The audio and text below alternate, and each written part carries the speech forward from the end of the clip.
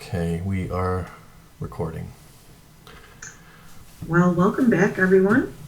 We are here with Don Cooper talking about localism. This is part two. We spoke earlier in part one. And so today, what if we talk about your thoughts on the legitimacy of the state, Don?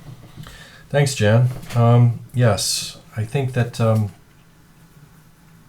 a lot of people might, even just asking that question, a lot of people might think, oh, are you even thinking the state is legitimate? Should we be overthrowing the state? I am not talking about that. Not in a million years. I'm not talking about any kind of violence. I'm not talking about any kind of direct challenge to authority. We have some form of democracy. We have voting. We can express ourselves that way already. What I'm talking about is changing our minds and our relationship with the state over time in a peaceful manner. I think that this is really about us taking back our responsibility, taking back our power through taking responsibility as a community. Um,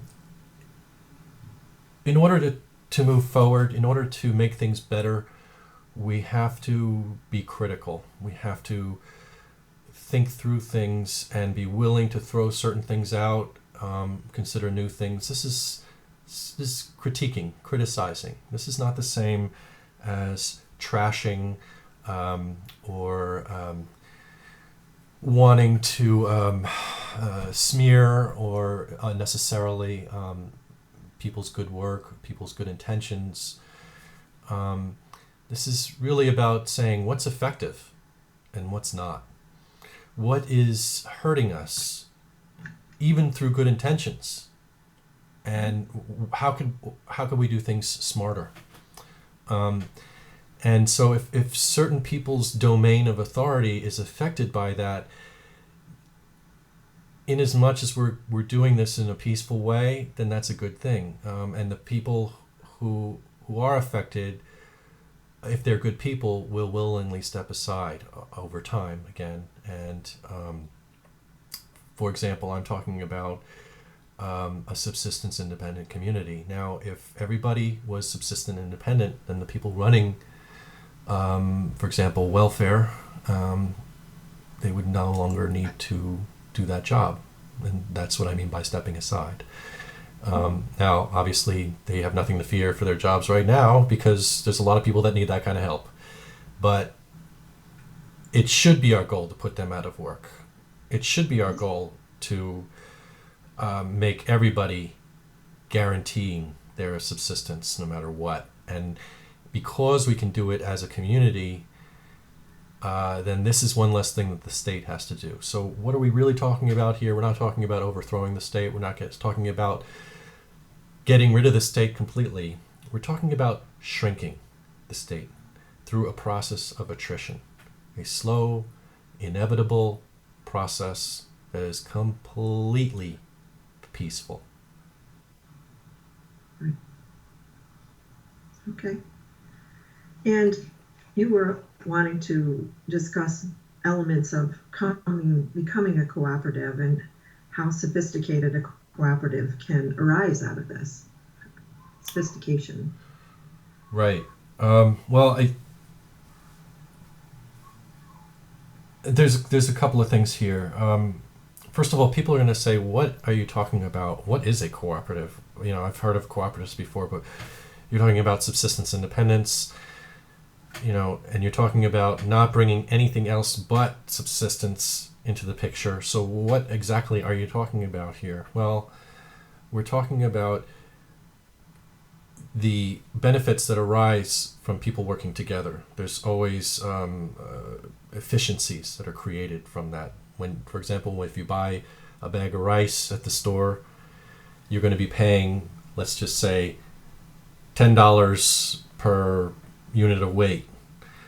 And if you buy 1,000 of those units, then you're going to be paying a penny per unit of weight. Mm-hmm.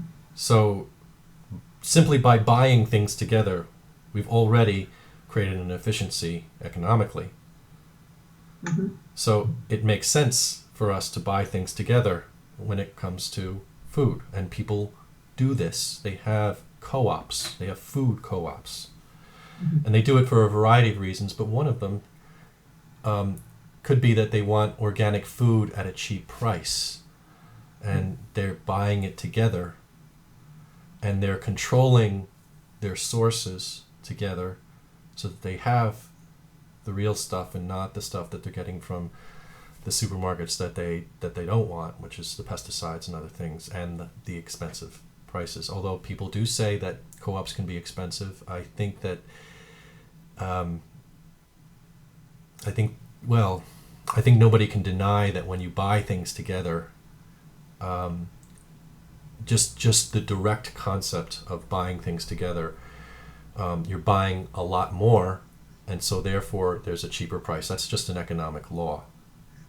And you weren't talking about before of it being really rather large communities. You're talking about local communities where not a lot of people are getting together, right, all in one group, and they're going to different groups. Yeah, this is a thing about the community cooperative. I mean, I have no idea what the numbers are here, but I always talk about walking distance, because that's your physical place, and there's a deep meaning to your physical location and to why somebody is living across the street or in the next apartment to you.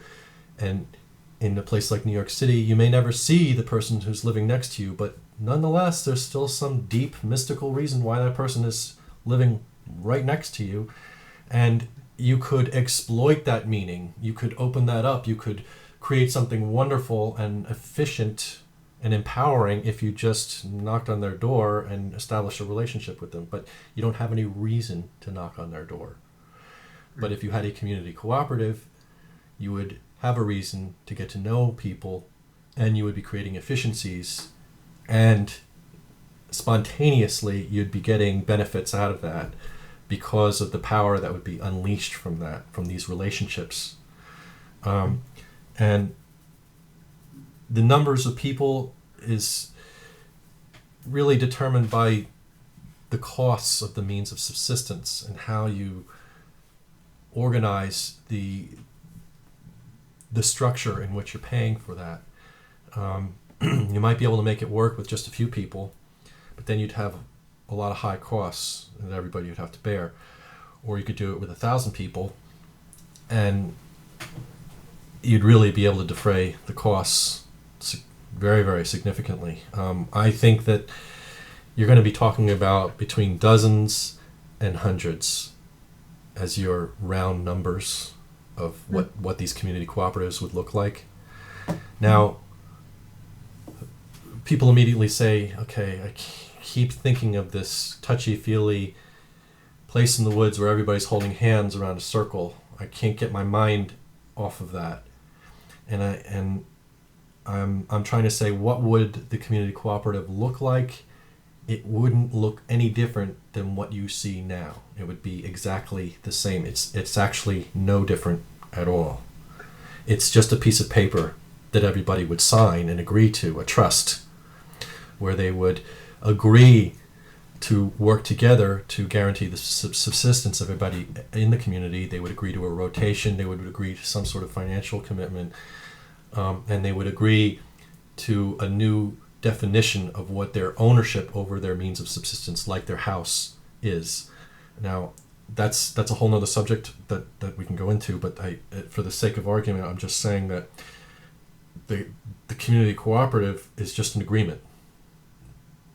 And it's an idea of making a commitment to everybody's subsistence in order to free each other from wage slavery.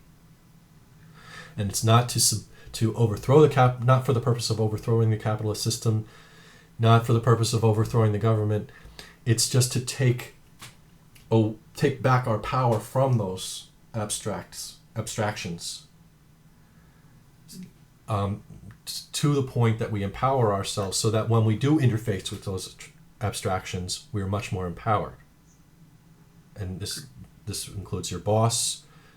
Now you don't have to accept their offer. You can go somewhere else, or you can wait, or not somewhere else. You can wait. And with the state, you'll never have to talk to the state about getting food or getting housing. You'll never have to do that again. Now you're much more empowered in your relationship with the state. So in a sense, you are sovereign. Your community has created a kind of sovereignty. And this is much, much better for you as an individual in terms of guaranteeing your personal freedoms and your opportunities, because you're going to be able to do what you really want with your own time. This is really the end result is not something you see in front of you. It's what people are actually doing with their time. That's the difference. You talked earlier about the crafters. A lot of people would open up to learning new crafts or becoming better in the craft that they're at because they're free to do that.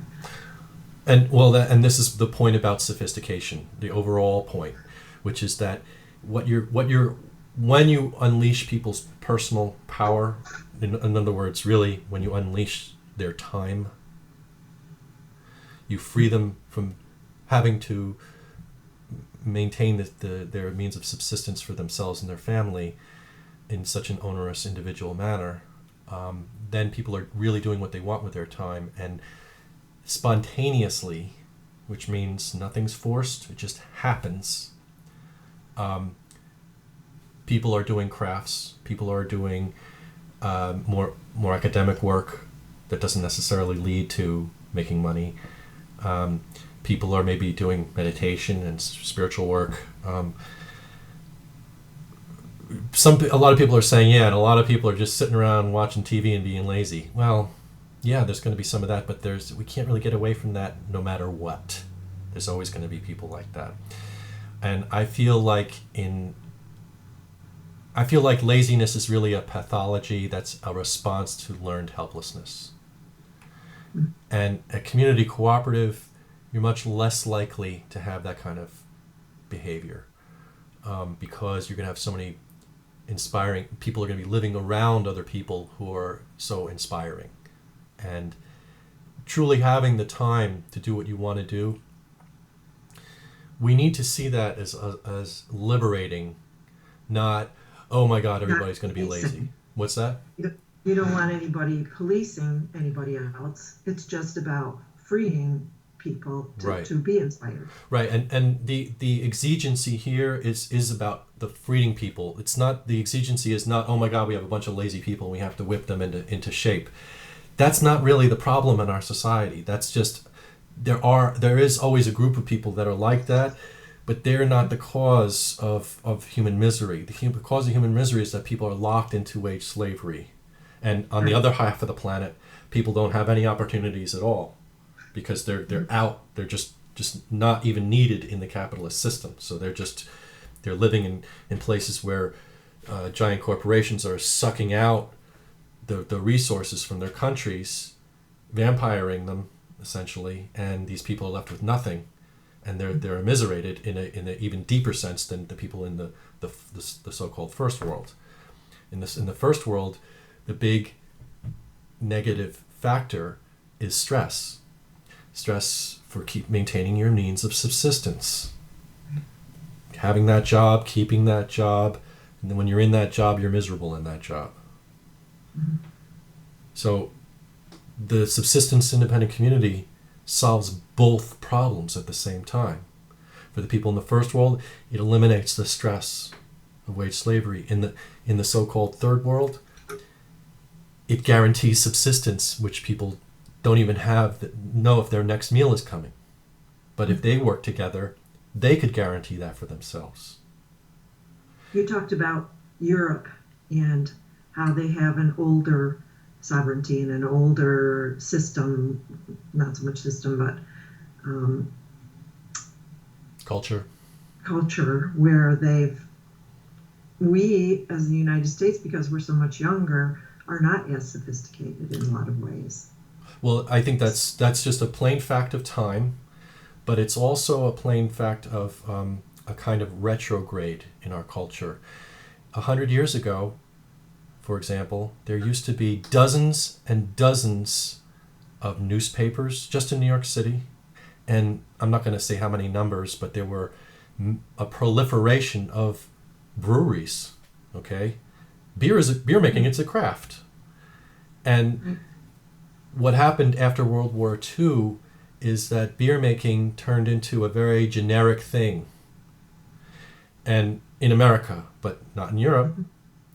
But in America, we had a vanillaization of our culture in many different ways. And I'm just using beer making as one example. You had Budweiser, Miller, Coors, and just Pilsner beer. That was it. Because it was easy to mass produce that type of beer. But then in the 90s, suddenly we get the microbrew revolution begins. And now people have kind of clawed back and pulled back their beer making culture, and now we have ales, we have stouts, we have all kinds of interesting, wonderful beers, and because people are saying, no, you can't make me into a vanilla robot, you can't vanillaize my culture, you can't genericize my culture, and so why did that happen? Why did we go backwards? It was because we were losing our communities and we were losing our culture. Because we were hypermobilized and we were disempowered individually and as communities. So we go to the store for convenience, and we'd look at the display, and we very easily buy things, and that was wonderful. But there was a cost to that. There was a downside to that because of the way the system was built. And I'm arguing that localism would bring back these elements that we've lost. For example, a local community would have a beer maker, a local beer maker, a local wine maker, a local bread maker, a local glass maker, a machinist, make anything you can possibly imagine, a wood craftsman, make any kind of furniture you can possibly imagine, a painter, a sculptor, a musician, a recording studio. Imagine a community having all of these things.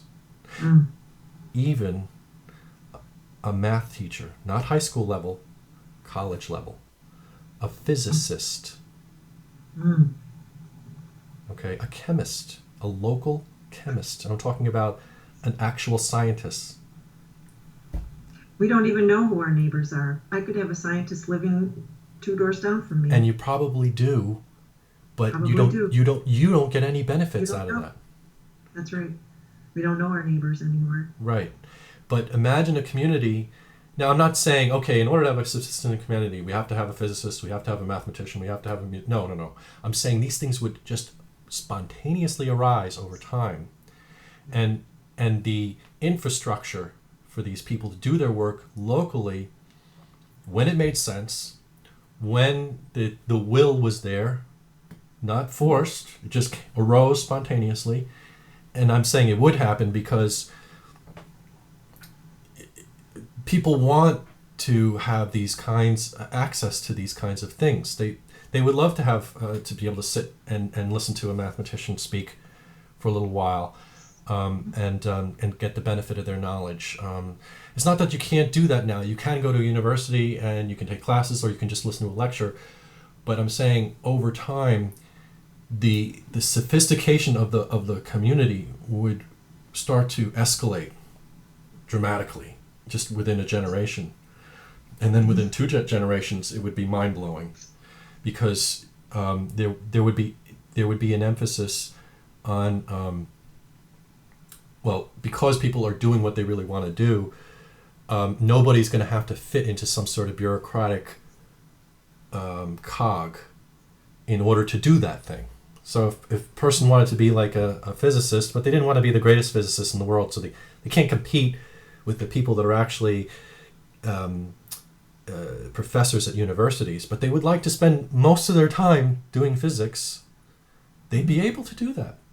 And then over time, you might get 2 or 3 people that are really into physics, and out of a few hundred, that just like are doing it all the time, and suddenly you have a little room somewhere in the community where, oh yeah, you want to learn about physics, go talk to Mike. And then there's going to become a point, a gray area, where people are going to be like, do I need to go to university, or maybe I can just talk to Mike? Literally, like, there's going to be a transition where learning up to a certain level we're going to take back from the bureaucracies the systems of learning. Mm-hmm. And this is going to democratize learning, because let's face it, if you really want to learn physics, not only do you have to be the best in mathematics, which I think is unfair right there. That's unfair. You have to get 800, a very high score on your SAT in order to get into an elite university. Why is it elite? Because we only have a couple of them. So as the population grows and they don't create more universities, there's just more competition to get into them. And now we have this hyper-competitive model of education. Yep. So why not take back that power?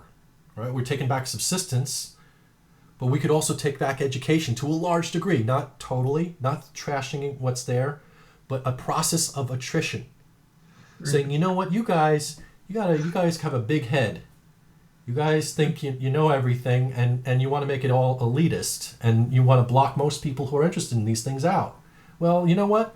We don't need you. We're going to do it ourselves. And over time, we're going to be just as good as you. Not right away, but over time, we will. It's going to happen. Because this is something that people want. If people are totally free with their time, think about it. What are they going to do with that time?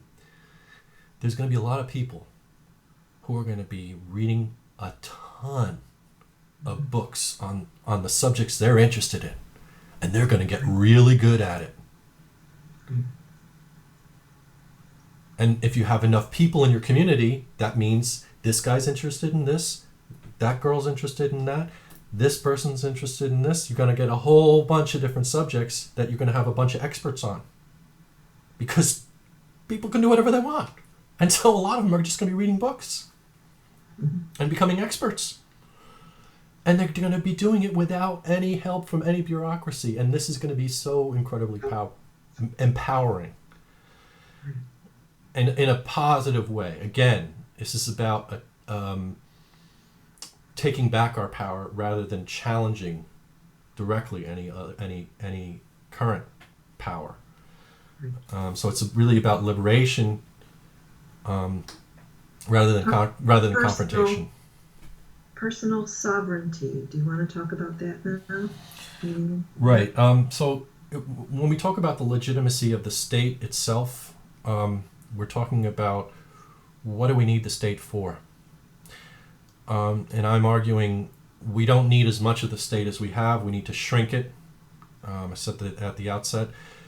But we still need a state because there's things that the state does that act across communities.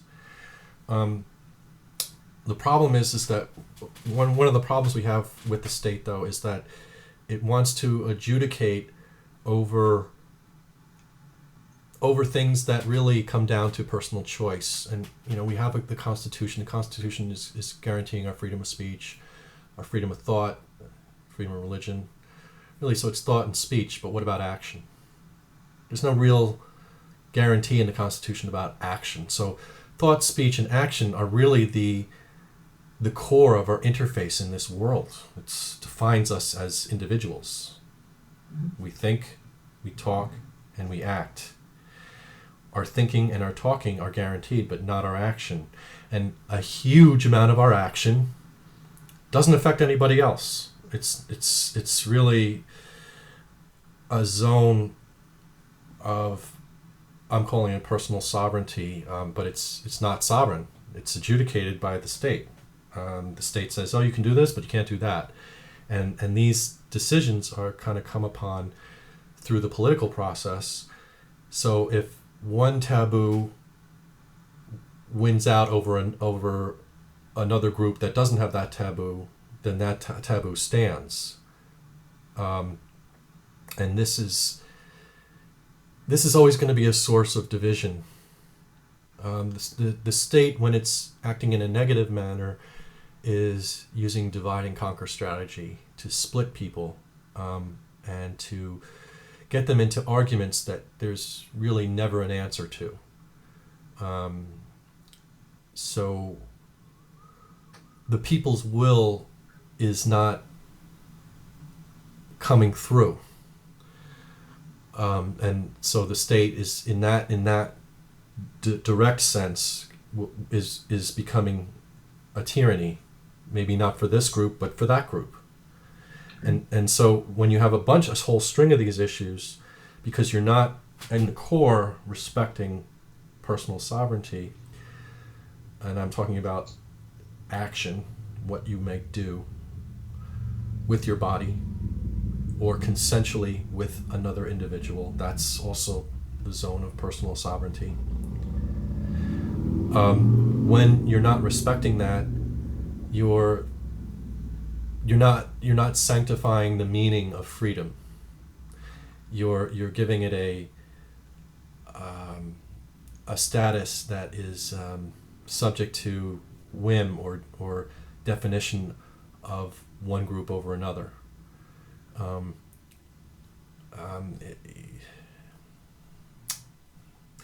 right. Well, I'm going to use marijuana as an example because I think that it's probably. I'm not trying to promote marijuana. I'm just trying to use it as a philosophical tool, because it really, no matter where you stand on the issue, it's really the perfect example of what I mean. Imagine a person in the middle of the woods, nobody around him for miles, lights a joint, smokes it. Who has been hurt by that? There is nobody hurt by that. Anybody who says that somebody's getting hurt is they're talking. They can only talk in an indirect sense. Oh, there's a drug trade. People get killed in the drug trade. Oh, if he smokes enough of those, he could hurt himself. He might derange his mind. Oh, he might become lazy. We know a bunch of lazy workers. These are all you're talking about indirect effects, and you're talking about on the one hand, you're even talking about effects that wouldn't even exist if it were legal. So what we're really talking about, when you really get down to it, why is it illegal? It's because it's one group that has a taboo against it, won out in the democratic process over another. But that's really a form of tyranny from the point of view of the people that lost. Now, I'm not saying we need to enshrine the pot smoking as a freedom. I'm talking about we need to enshrine personal sovereignty, and the people that don't like pot smoking have to be big enough to allow the people that want to do it. And I'm going to include I don't know, sexual activity, consensual sexual activity, the kind that people don't like. Some people don't like, but others engage in. I think it's very important that we really move beyond moralism in our political debates, because no matter how much you want to lecture people, they're never ever going to agree with you. And so if you want to bring in the police and the state and the courts, what you're doing is you're clogging up the system, and you're creating a top-heavy system where you're giving too much power to a bureaucracy for very little benefit, if any. First of all, making drugs illegal. I personally believe all drugs should be legal, because I don't think they should be promoted. I think they're very dangerous. But again, this is about personal sovereignty. And if we create a whole system, we create a entire bureaucracy, and we force the police to get involved in all this, we're creating a pathway for tyranny, and we're screwing around with the definition of freedom. That's The definition of freedom is so much more important than any of these taboos, even if you believe that these things are wrong, they should not exist. The state and law is the wrong way to address the problem. People are drug addicts and having very negative behavior, mostly because of economic dislocation and lack of opportunities. It's really not because of the drugs themselves. It's not because of the availability. And the drugs are available whether they're legal or not. I mean, you really don't have to work that hard. It's just they're more expensive. That's really what it comes down to. So what you're doing is you're creating a false economy, a black market that in itself is very destructive. So in your moralizing, what you've done is you've created violence. You've created a counter effect. Now, I'm not saying that the people that are moralizing against that are wrong and that they've created this. I'm saying this is just an inevitable outcome. So why would you keep pushing this? Find another way to solve the problem. Don't ask the state to do it. And suddenly, when you remove taboo and you enshrine personal sovereignty, and now you have the big three: thought, speech, and action. And you hold on to that as the core of your philosophy. Now we really are talking about freedom, because since the community cooperative is going to come in and stop wage slavery, and we would say in the third world, stop not wage slavery, but just stop starvation, because the community cooperative can work in both contexts. It can work in the first world, that's freeing people from wage slavery. It can work in the third world, guaranteeing people subsistence there. In a community way. Now that you're respecting thought, speech, and action, and people are not starving or constantly worried about their jobs, you actually have created freedom. This is the key point here. There's really no other way to do this. There's no other way to actually have total freedom in its truest sense. You're not making up a story about how we're all free. Today we're not free. We are not free. We talk about freedom, we talk about liberty and as wonderful things, and to a large degree, America and the Constitution was a landmark in human history, enshrining in law the freedom of speech and the freedom of thought. Was massive. Even in Europe today, they do not have freedom of speech. It's mind-boggling that such a sophisticated, amazing culture does not have it, but it does not have it. And we have it. And that makes us light years ahead of everybody else in a certain way. And this is really amazing, but we have not gone far enough. It's a half measure if we're just going to stop there and pretend that we're free. We're not. We are economic slaves. And if you research the Social Security system, we are actually literally chattel. That's what the Social Security card is. Your name in all capital letters means that a corporation, a straw man corporation, was created on your future labor, and they trade that corporation in the high financial world. Okay? So you are, by definition, chattel. People can look this up. It's absolutely 100% the truth. And if there's not a lot of jobs out there, you really feel your slavery. If you're coming out of a graduate school and you snap your fingers and you get hired, you don't feel your slavery. But that's not going to work for everybody, let's face it. And when we talk about robotization, automation, more and more people are not technically needed by the capitalist system. So in the 1800s and before that, yes, human labor was very important. In the 1900s, very important. This century, not so important. So let's get real, people. We got to prepare for this. It's called the leisure society in political theory terms.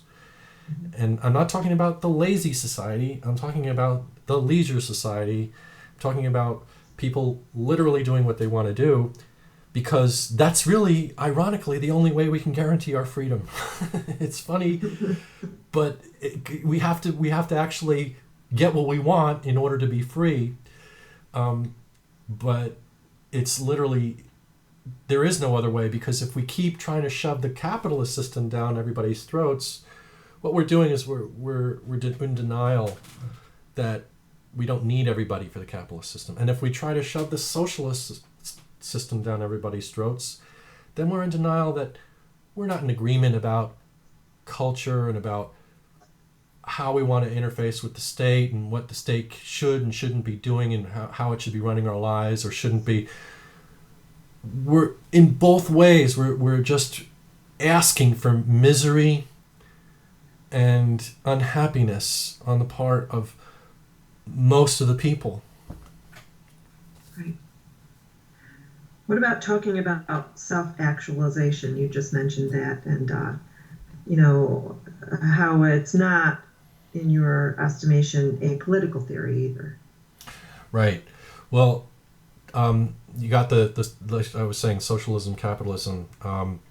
Socialists tend to be people, and I'm talking about high-mindedness. I mean, I love people for thinking so compassionately about their brothers and sisters who are not fortunate, who get the short end of the stick with the capitalist system, who are suffering, really suffering. And these are usually the people that are socialist in their thinking. They think, okay, if we get the right state combination together, we can solve these problems, we can end this. And I think they're wrong, because we're just asking the state, we're just saying, here's more power, take more power from us and just solve our problems. And when we do that, we're disempowering ourselves, and that's counterproductive to human freedom. On the other side, with people who are capitalists, they think, we're in the doldrums right now. We just need to get the economy juiced up and booming again, and then everybody's going to have good jobs, and then everybody will be, feel free, and they'll be able to do what they want to do. That's a different kind of, in the end, giving your power away, because it's not true that everybody's going to get jobs or good jobs. It's just never going to be true. So what these people do, the people that promote capitalism, a lot of them will go into the realms of self-actualization. They'll say, well, if everybody just really focused on something that they really loved, by the way, what they really love has to make money. We're not, we're not going to address that. We're just going to be in denial about that. But the truth is that what most people like to do has nothing to do with making money. So that's a non-starter right there. But nonetheless, they keep going and they say, all right, if everybody just was and by the way, I'm all about self-actualization. I love that. I think that's awesome. And I think that people making excuses for the obstacles in their lives, that's totally bullshit, and I don't accept that at all, and I think we should be self-actualizing. But self-actualization is not a political theory. Some people are doing it, some people aren't. Some people are caught in very complex situations with their families. I mean, the reasons are endless why people are disempowered economically. And self-actualization is only part of the picture. It's not the whole thing. And even if it were, it's still not a political theory, because having compassion means accepting people for who and what they are right now. Not what they could be, but what they are. And if they're not self-actualized, you still have to love them. You can't sit there wagging your finger at them. And No judgment. you've got to come up with a theory that works for things as they are, not as you would like them to be. So you can keep preaching self-actualization, but don't start talking about it like it's going to be some sort of political solution. And don't start preaching and looking down on the people who are not self-actualized, because you might be self-actualized, you might be self-actualized economically, but you don't have the right to judge other people just because you made it. That's not compassionate, and that's not it's not even fair. And that's really what we're talking about, creating a fair, just society. And it's not fair if people are sitting in judgment of others all the time.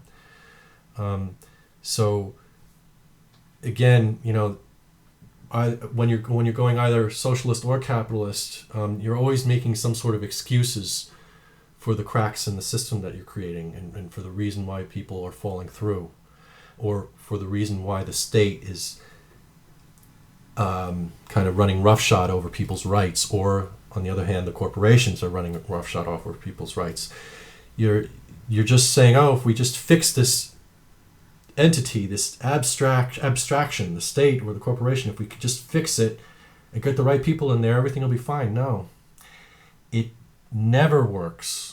It will never, ever, ever work, because when you give your power away,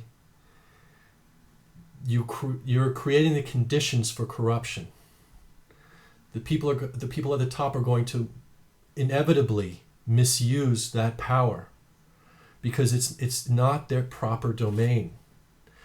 And this is why I'm talking about the legitimacy of the state. If we give the state its proper domain, if we define its proper domain, then the state could work very well with the people and provide, act as a facilitator for those things that are beyond the scope or the domain of a community. Building a giant road, public works of all types.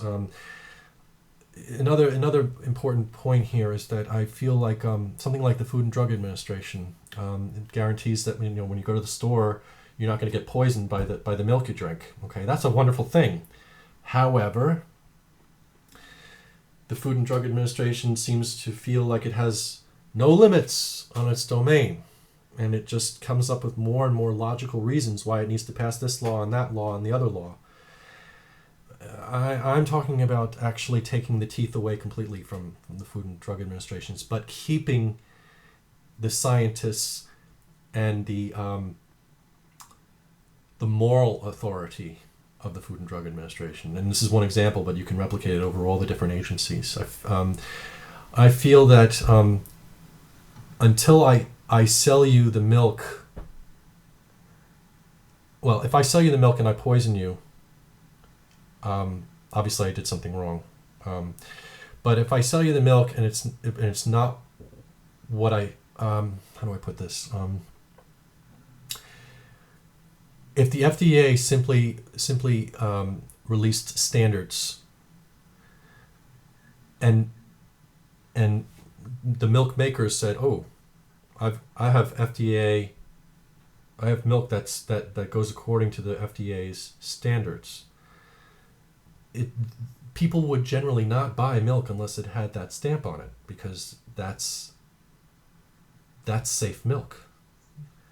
But if somebody sold that milk and it wasn't going according to those standards, then the state would have a legitimate reason to step in and say, you're committing fraud. You said it was going according to these standards and it's not, therefore we're going to prosecute. And they would absolutely be correct in doing so. But when we give the authority for the FDA to come in and say, this is how you make milk, and nobody can make milk unless they go according to our standards, well, now they've created they created a tyrannical system, and they're stifling innovation, and they're also stifling people who work outside of their taboos. I'm thinking of, for example, people who sell raw milk. Okay, now I believe that people should be able to buy raw milk. And yes, some people get sick when they drink it, but I think that's okay. I mean, I don't want people to get poisoned by drinking bad milk, but the point is that it's counterproductive to impose, for the FDA to be imposing these standards. They're overreaching. That's not their proper domain. They could be using those scientists to create those standards, and most people are just not going to buy raw milk because they don't want to take their chance, and so they'll look for the mark, FDA approved, or FDA according to FDA standards. And if anybody dares at that point to sell milk where they mark it as FDA approved, but it's not going according to those standards, then we can justly ask the state to step in and prosecute, because that's fraud. And there's the two things that we really want to talk about when we're talking about the proper domain of the state, which is really the legitimacy of the state, is encroachment and fraud. The state protects us from encroachment, like some murderer coming in and trying to hurt us. We ask the policeman to protect us from that, and that's legitimate, because there's crazy people running around trying to kill people sometimes. So we ask a detective to go and find those people. We ask the police to stop, somebody at a bar trying to smash somebody. But because that's something beyond our domain, and that's something where we can really use this external higher authority to come in and protect us. And then with fraud, it's kind of the same thing. We've got nobody to appeal to if we don't have the state to protect us from that. But the state wants to take encroachment and fraud and just kind of keep expanding out from there, and just seeing and reinterpreting everything within their domain, because they're always coming back and saying, well, this could hurt you and we're protecting you. Well, you know what? Maybe in certain situations I don't want to be protected. I don't want to be protected from raw milk. I want to take the risk. I should be allowed to, because that's my freedom. Milk exists a priori before the state. Same with marijuana. These things exist before the state. So therefore, our law, if we make a law about it, that's artificial. That's not natural. We're not accepting nature as it is. So you're creating you're screwing around with the meaning of freedom, and when you do that, you're asking for trouble. So we need to sanctify the meaning of freedom. And I'm not saying everybody has to run around drinking raw milk. That'll never happen, because most people will be like, no way, I want that FDA approval. And you know what? I totally 100% respect that. And I'm probably going to be in agreement with you most of the time. Once in a while, I'll have to say I would like to try some raw milk. I would like to know what's going on. Over in France, there's this thing about their cheese. And some of the cheese they're not allowed to sell, that they've been making for 1,000 years. And suddenly the EU says, oh, no, sorry, you can't do that anymore. It's not safe. Well, I'm sorry, but you're overstepping. This is our culture, and we should be, I'm speaking as a Frenchman, and we want to do this, and you're being a mean guy by telling us we can't, and we don't want mean guys telling us what to do. And so that's just the point. Is just like what we're talking about is encroachment. When you think of the government as providing the service of protecting us from encroachment and fraud, you're really getting down to the nub of it, of what it really should be doing. And when it says that you can't eat this cheese, they're not protecting you from fraud or encroachment at all. They're just making up something. They're just saying, I want to have no limits to my domain. I want to determine what a human is, what the human's rights are. And by the way, ultimately, I'm not going to say it to your face, but I think that you're just a slave, and I want to tell you what to do. And that's what we have. People don't want to admit it, but that's literally how the people in the corridors of power, ultimately, when they're talking to each other, that's the kind of tone they're using a lot. And it's our fault that they're talking that way, because we've given our power away. And so we need to take that back. Take it back. Very good. So it sounds to me like this is a good place to stop and reflect on what we've been talking about, and hopefully the others will reflect on your thoughts and see where this goes. Maybe we'll talk again. Awesome. Okay. Thank you so much, Jan. Thank you, sir. Have a good night. All right, you too. Bye.